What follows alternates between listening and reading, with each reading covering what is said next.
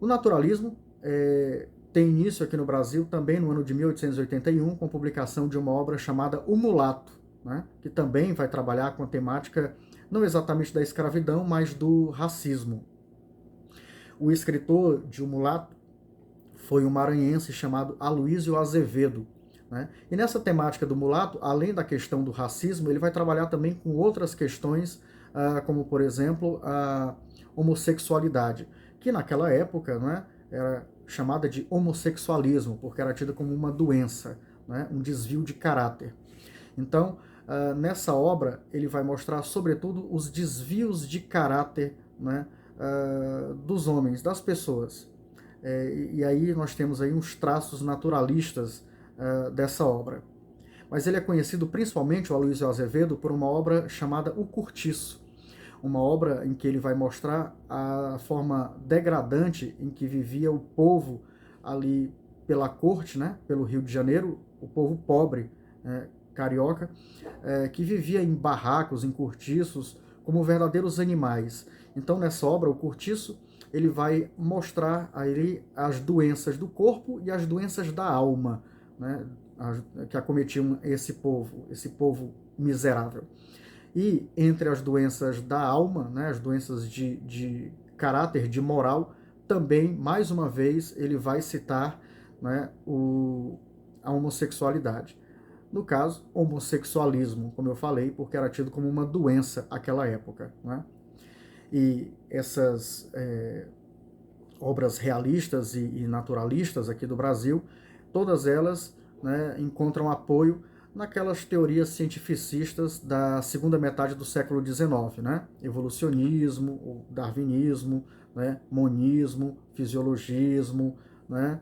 Socialismo utópico, socialismo científico, é o que a gente chama de romances tese ou romances de tese, que eram romances que procuravam comprovar aquilo que a ciência apontava, né, na realidade. A sétima escola literária brasileira foi o parnasianismo. O parnasianismo tem origem na França e só aconteceu, enquanto escola literária, lá na França e aqui no Brasil. Os escritores parnasianos, eles procuraram escrever poemas de uma forma bastante metrificada, eles olhavam bastante para isso, né? Respeitavam bastante a métrica, procuravam ter uma linguagem bastante incomum para se diferenciar da poesia romântica, que tinha uma linguagem mais simples, né? Também na questão dos versos procurava se diferenciar da poesia romântica, já que os poemas românticos eles tinham versos livres, né? E também às vezes versos brancos. Então os parnasianos procuravam trabalhar bastante com a métrica, com a rima, né? Com o vocabulário em comum, e eram bastante objetivos, né? De modo que eles vão se voltar aí para o Oriente, para temas do Oriente, também das antigas Grécia e Roma, geralmente para objetos ligados a essas culturas, a cultura oriental e a cultura clássica, de modo apenas a descrever esses objetos. Portanto, em termos de conteúdo, o parnasianismo é uma escola extremamente vazia, né? Está mais preocupado com a forma. Então eles procuravam fazer poemas descrevendo objetos como vasos gregos, vasos chineses, esse tipo de coisa. E os principais poetas parnasianos aqui do Brasil foram Teófilo Dias, né, que escreveu uma obra intitulada Fanfarras, né? Nós temos também como principais poetas parnasianos brasileiros o Olavo Bilac, que escreveu poesias. Nós temos Alberto de Oliveira, que escreveu versos e rimas, e temos o Raimundo Correia, que escreveu versos e versões. Esses três últimos poetas, o Alberto de Oliveira, o Olavo Bilac e o Raimundo Correia, são conhecidos como a tríade parnasiana aqui no Brasil. São os três principais poetas parnasianos brasileiros.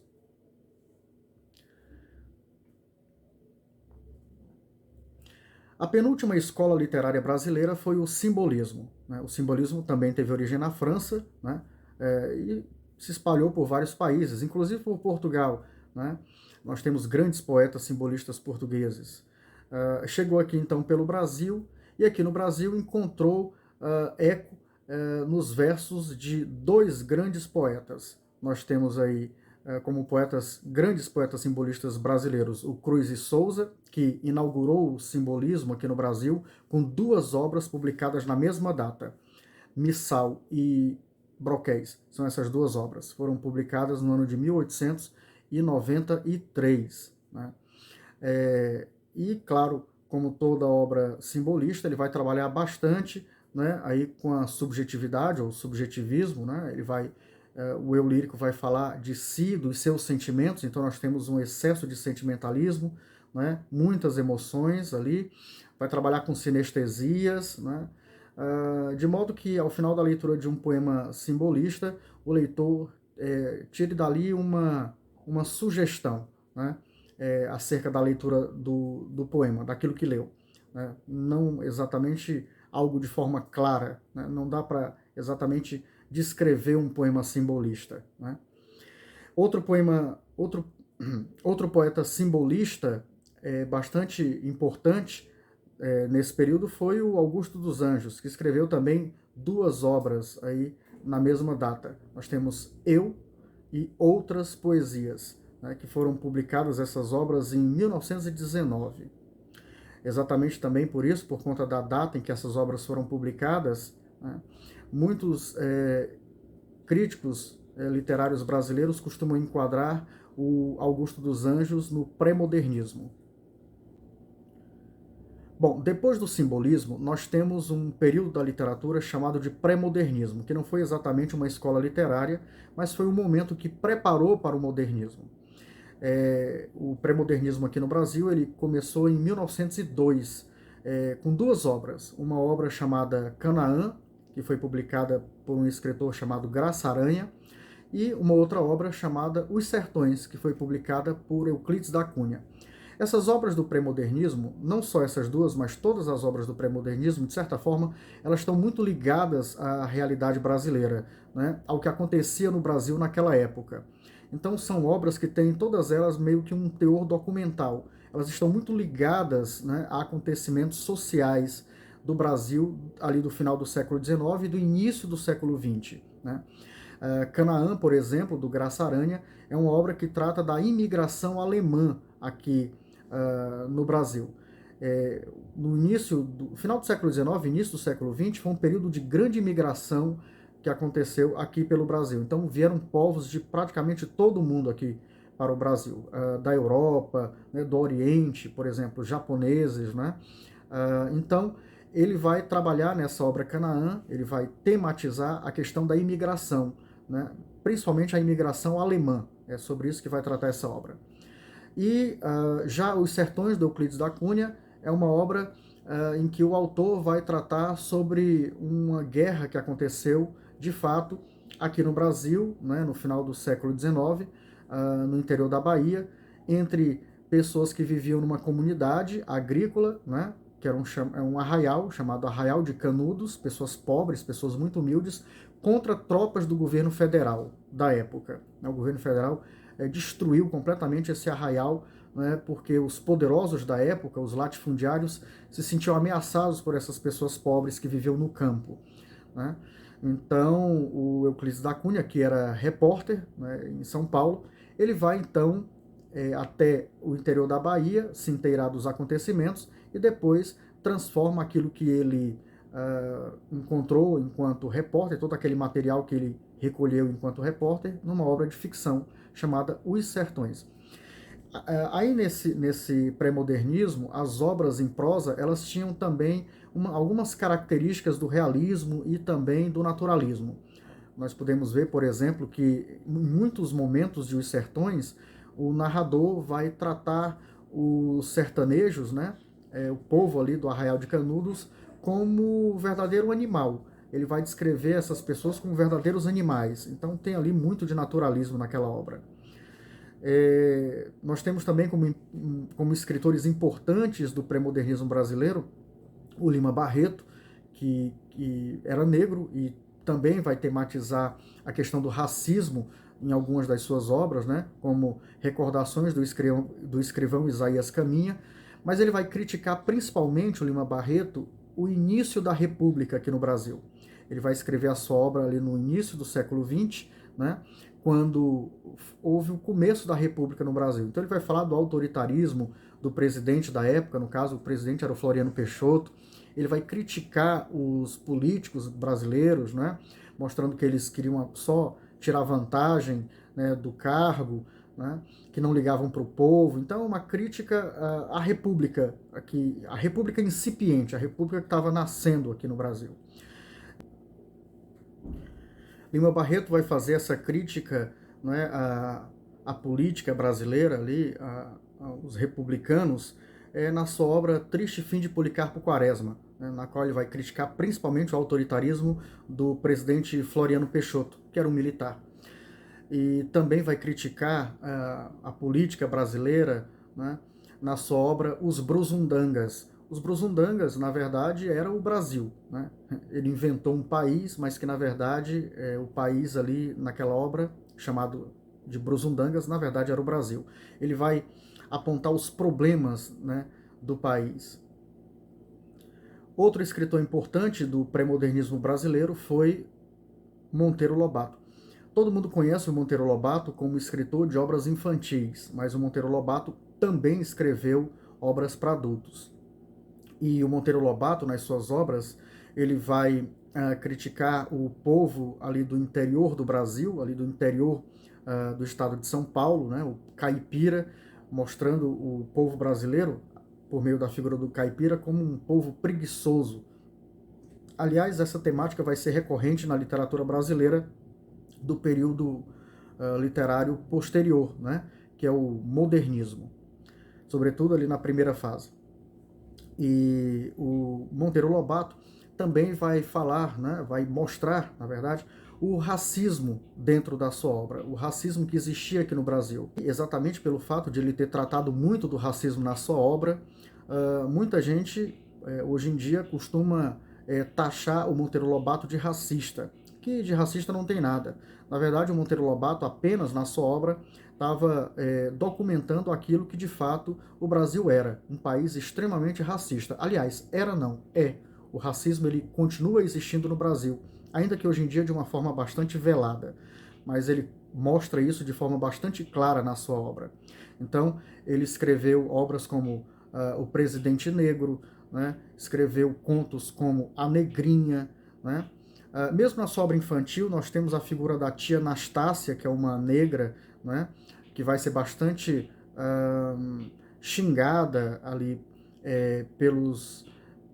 pela boneca Emília, né, pelas crianças do sítio do Pica-Pau Amarelo, com enormes palavrões, todos eles quase que ligados à cor da sua pele.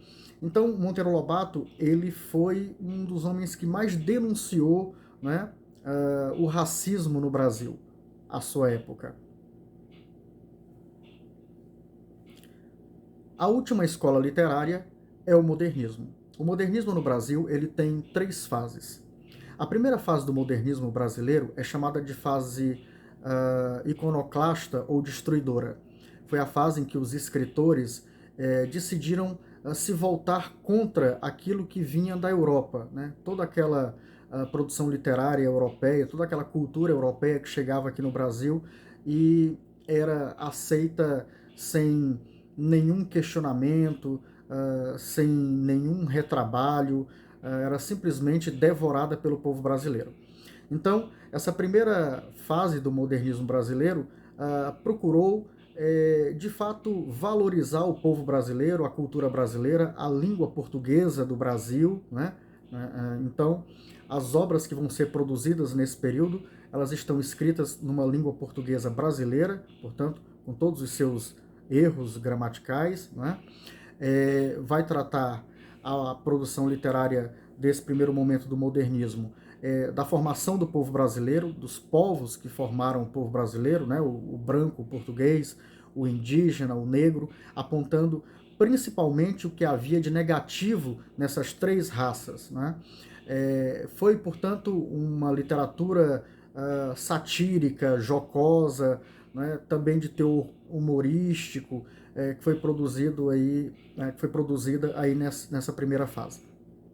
Os principais escritores desse primeiro momento da literatura modernista foram o Mário de Andrade, que escreveu Macunaíma, né, o herói sem nenhum caráter, que representa aí o povo brasileiro, né, vai falar muito da preguiça do povo brasileiro, continuando de certa forma o que Monteiro Lobato já havia escrito na sua obra a partir do personagem Jeca Tatu, é um personagem do interior ali de São Paulo, o caipira. Nós temos também Oswald de Andrade, que escreveu uma obra como Memórias Sentimentais de João Miramar, na qual ele vai, inclusive, se utilizar das correntes de vanguarda europeia, mostrando que, na verdade, essa primeira fase do modernismo brasileiro não virou totalmente as costas para o que era produzido na Europa, mas procurou aclimatar tudo que era produzido na Europa a uma realidade brasileira, né? Daí eles terem escrito um manifesto chamado de Manifesto Antropofágico, né? Que dizia que o ideal seria devorar toda aquela cultura europeia, né? De modo a digerir tudo isso e a formar uma cultura, né? Totalmente brasileira, aclimatada aqui ao solo brasileiro. A segunda fase do modernismo brasileiro ficou chamada como fase regionalista. Ela começa em 1930. Essa fase, né, de certa forma, procurou fazer o que o José de Alencar tinha tentado, né, anos antes, que era dar conta de todas as regiões do Brasil, falar das belezas e também dos problemas de cada uma das regiões do Brasil, apontar como vivia o povo brasileiro em cada uma dessas regiões. Então nós tivemos aí grandes escritores nessa segunda fase da literatura brasileira, a literatura regionalista, saindo aqui do Nordeste, como a Raquel de Queiroz, que escreveu O 15, uma obra que fala da seca no interior do Ceará, a seca do ano de 1915, né, um período de seca ali no sertão. Nós temos também Jorge Amado, que não vai escrever sobre a seca, porque a região dele, que é a Bahia, não é uma região do polígono das secas do Nordeste, mas ele vai falar da riqueza da zona cacaueira, né, produtora de cacau, ali no interior da Bahia, e também das diferenças entre as classes sociais que existiam ali naquela região, né? Também temos o José Lins do Rego, que vai falar da região produtora de açúcar aqui no Nordeste, ali no estado de Pernambuco. Ele vai falar da ascensão e do declínio dessa produção de açúcar por meio de um personagem. Inclusive, ele vai escrever vários livros, uma saga, né, em torno desse personagem, mostrando os vários momentos da vida desse personagem. E aí nós temos aí obras do José Lins do Rego, como Menino de Engenho, Doidinho, Banguê, né, todas as obras em torno do mesmo personagem, mostrando momentos diferentes da vida dele, momentos aí de ascensão e declínio, né, da produção de açúcar no Nordeste aqui do Brasil. Nós temos também o Graciliano Ramos, que vai escrever também sobre a seca, né, entre outras coisas, mas ele escreveu uma obra muito famosa chamada de Vidas Secas, em que ele vai tratar da seca ali, né, no Nordeste, aqui no Nordeste, mais ou menos ali na região de onde ele era, que é a região de Alagoas. Bom, esses são os escritores regionalistas. Há um também, e esse vai tratar de questões ali do sul do Brasil, do Rio Grande do Sul, chamado José Veríssimo, que também escreveu uma saga em torno de uma personagem chamada Ana Terra. Ele vai falar, portanto, aí das várias gerações da família dessa personagem, né, contando aí a história dessa família ali no Rio Grande do Sul, né? A região dos Pampas, ali, a região dos Pampas gaúchos, né, que tem uma outra cultura, uma cultura inclusive mais próxima ali do povo da Argentina, do Uruguai, né? Então ele vai contar a história daquela região do Brasil.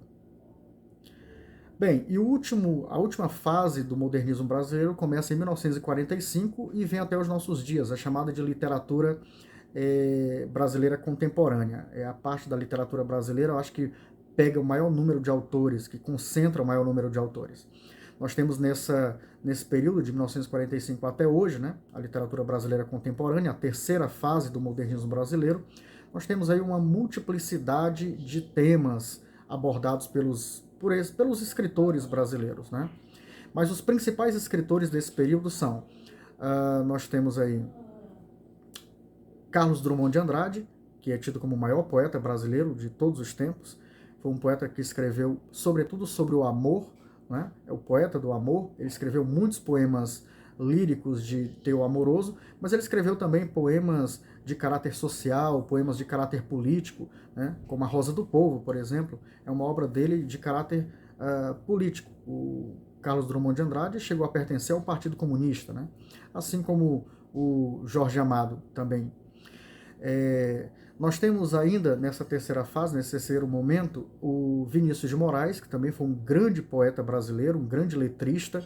Vinícius de Moraes também escreveu uma poesia lírico-amorosa, mas escreveu também uma poesia social, uma poesia política. Da mesma forma, nós temos a Cecília Meirelles, que foi uma grande poetisa brasileira, que escreveu uma obra de teor historiográfico, como O Romanceiro da Inconfidência, mas escreveu também uma obra infantil, como Ou Isto ou Aquilo. Escreveu também muitos poemas líricos, né? Poemas de teor amoroso, enfim. Temos ainda, nesse período, no âmbito da prosa, o Guimarães Rosa, que escreveu Grande Sertão Veredas. Guimarães Rosa vai revolucionar a literatura brasileira, porque criou muitas palavras nessa sua obra, nesse seu romance, e também em outras obras, né?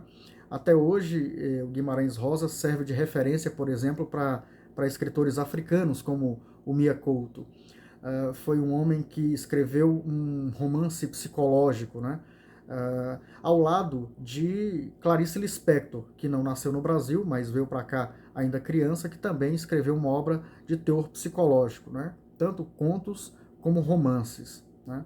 Como Perto do Coração Selvagem, A Paixão Segundo GH, né? Escreveu contos como Felicidade Clandestina, que dá nome a um livro. A Clarice Lispector foi uma das maiores escritoras brasileiras, sem dúvida nenhuma, pelo conjunto da sua obra, né, de teor psicológico, intimista.